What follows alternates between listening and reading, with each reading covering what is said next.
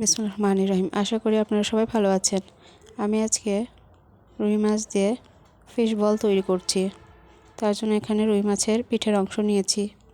তাতে দিয়ে দিচ্ছি লবণ, মরিচের গুঁড়া, আদা রসুন জিরা বাটা আর দিচ্ছি এক ফালি লেবুর রস দিয়ে মেখে আমি এটাকে সামান্য একটু পানি দিয়ে সেদ্ধ করে নেব। সেদ্ধ হয়ে গেলে কাঁটাটা ছাড়িয়ে নিয়েছি। একটা গ্রাইন্ডার জারে ট্রান্সফার করে নিলাম ফিশগুলো আর দিয়ে দিলাম পেঁয়াজ কুচি, কাঁচামরিচ কুচি, ধনিয়ার পাতা।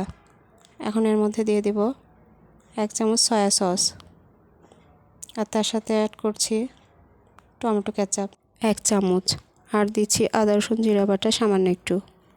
আর মাছের সঙ্গে আমি 2টা আলু সেদ্ধ করে নিয়েছি, সেটা ম্যাশ করে দিয়ে দিলাম। দিয়ে এটা বেটে নিলাম। এখন আমি ফিশের মধ্যে দিয়ে দিচ্ছি মরিচের গুঁড়া, কাবাব মশলা, ধনিয়ার গুঁড়া, লবণ আর দিলাম ডিমের একটা কুসুম, কর্নফ্লাওয়ার আর 2 চামচ সয়াবিন তেল দিয়ে ভালো করে মাখিয়ে নিলাম। এখন হাতে তেল লাগিয়ে ফিশ বলগুলো তৈরি করে নিচ্ছি। এখন আমার রান্নার জন্য লাগছে পেঁয়াজ আর টমেটো, এটা আমি বেটে নেব।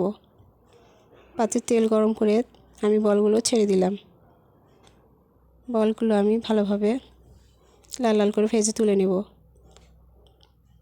হালকা করে ভাজবো না, একটু গাঢ় করে ভাজবো। পাত্রে তেল গরম করে আমি দিয়ে দিলাম তেজপাতা, গরম মশলা, এলাচ, দারুচিনি আর টমেটো আর পেঁয়াজটা বেটে রেখেছি সেটা দিয়ে দিলাম। দিয়ে এখন ভালোভাবে পানিটা শুকিয়ে নেব। তারপরে আমি আবার একটু তেল অ্যাড করলাম আর দিচ্ছি আদা রসুন জিরা বাটা দিয়ে ভালোভাবে নেড়েচে এর মধ্যে দিয়ে দিলাম হলুদের গুঁড়া, মরিচের গুঁড়া, স্বাদ মতো লবণ, ধনিয়ার গুঁড়া দিয়ে আবার একটু নেড়েচেড়ে নেব।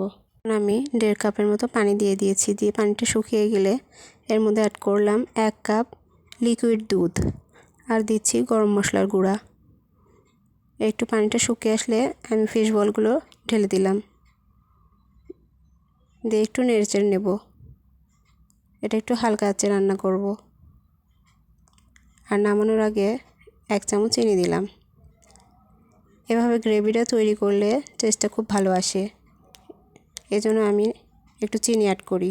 আপনাদের যদি টেস্টটা ভালো না লাগে আপনারা স্কিপ করতে পারেন। নামানোর আগে একটু ধনিয়া পাতা অ্যাড করেছি সৌন্দর্যের জন্য।